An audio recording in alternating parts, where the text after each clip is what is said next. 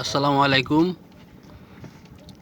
মাহমুদপুর হাওরে মোহাম্মদ গোলাম রব্বানী এবং আবুল খায়ের সাহেবের এলএলপি ব্যাংক 10 KB ট্রান্সফরমার হাওরের মধ্যে ছিল। সিজন শেষ হয়ে যাওয়া সত্ত্বেও তাদের অনেকবার পরামর্শ দেওয়া হয়েছে ট্রান্সফরমার রিমুভ করার জন্য, কিন্তু তারা কর্ণপাত করেন নাই, যার কারণে আজকে তাদের এই ভোগান্তি।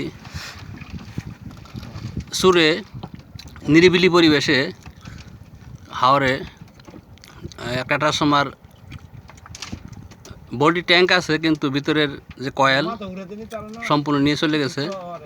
আরেকটি ট্রান্সফরমারের কভার খুলেছে, কিন্তু কয়েল নিতে পারে নাই, কিন্তু ভিতরের ফাউন্ডেশন সব খুলে ফেলছে।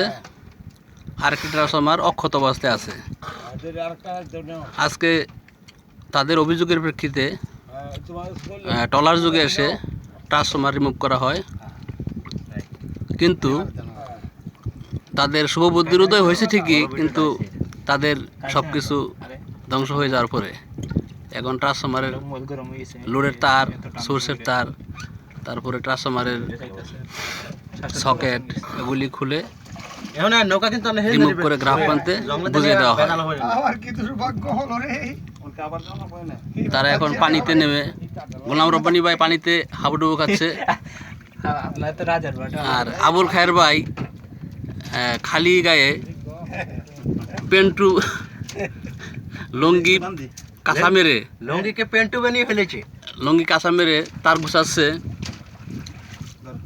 তাদের মূলধন বাড়িতে সেভ করে রাখার জন্য। কিন্তু আসল জিনিসটি তাদের চুরি হয়ে গিয়েছে। তাদের দুর্ভাগ্য।